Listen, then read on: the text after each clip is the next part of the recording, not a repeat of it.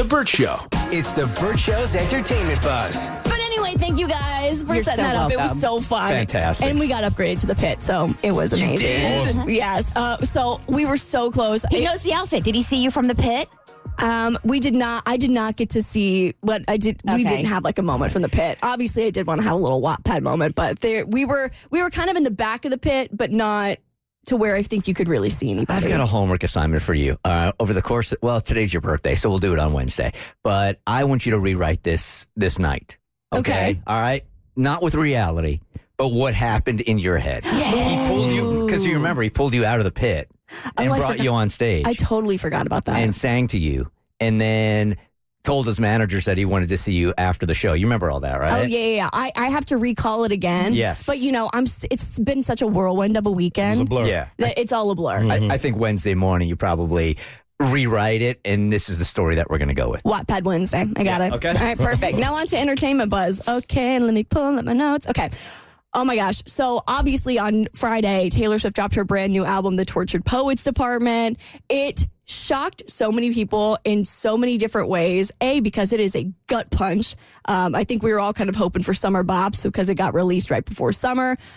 We were all shocked that 95% of this album is not about her ex that she dated for 6 years. Almost all of the songs are about Matty Healy, which has completely sent the Swifties into a tailspin because she's given us so many clues that so many songs that we thought were about Harry Styles or about Joe Alwyn from previous albums are probably about Matt Healy because apparently she's been in a 10-year situationship with him. What? Yes. We thought she dated him for like 2 months and then got it out of her system and moved on. Apparently this has been going on for like 10 years. She's given us clues that Maroon from Midnights is actually about Matty Healy. The Love Triangle from the Folklore album is probably about her and Matty Healy. It has blown the Swifties to smithereens in terms of like conspiracy theories about which songs are about who. And how did they meet? Probably just at like a party. I mean, he's the lead singer of the 1975, so they've been in the industry together forever. Yeah. And there's pictures of them in like 2014 when allegedly this all started. He had at one point worn a 1989 t-shirt out and about, and she had worn the 1975 concert t-shirt out and about. And that's when rumors started that maybe they were a thing, but they're just so different that I just don't think anybody took it seriously. And now we're like, oh, you're calling this guy one of the loves of your life? And we thought you just hooked up with him for like 2 weeks back in May. So I actually was scrolling through TikTok yesterday, and there is an interview with Matty Healy from years back with GQ where now that we have the context that he and Taylor Swift were, I guess, at one point in love, he let us know that back in the day, at that time, he was daydreaming about being in love with other pop stars. It's not that there's any kind of like romance to having a notebook, but I really like typewriters as well. I don't have one with me because that is really impractical. And the thing is with typewriters and writing with pen to paper, there's a kind of an element of like commitment that goes with the ceremony of it. Therefore, it requires you to concentrate a bit better. So I think it's important to have a book. So it's mainly like stories that I write about my dreams of being in love with other pop stars.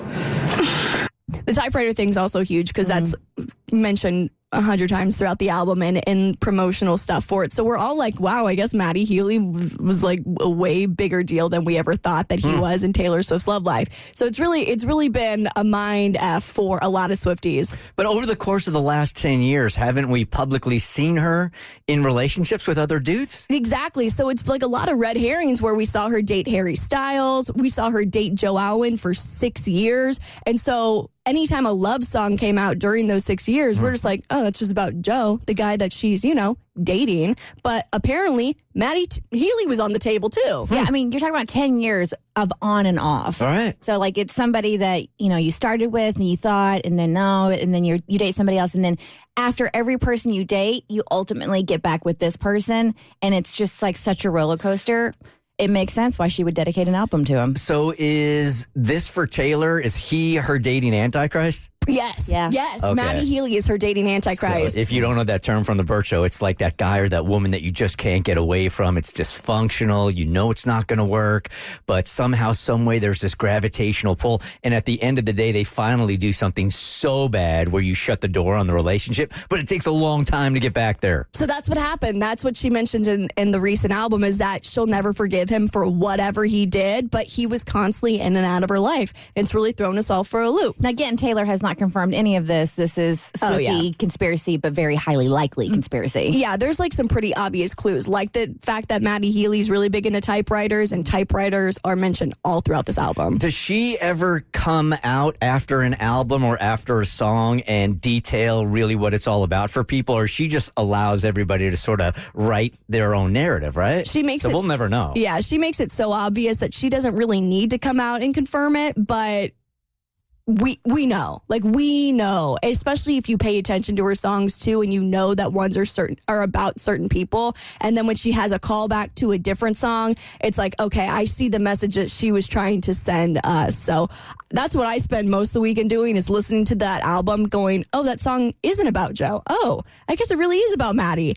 And so I have just been in a complete tizzy looking back on photos from the last 10 years, being like, how did we miss this situationship? If I'm Travis Kelce, Taylor Swift could walk all over me, because in the back of his mind, he's like, if this ends, I'm a triple album. I'm a quadruple album. I am staying straight. You know, at least we'd get some bangers out of it. All right, David Beckham is suing Mark Wahlberg because he allegedly screwed him over in a business deal. I'll fill you in on your next eBuzz on The Bert Show.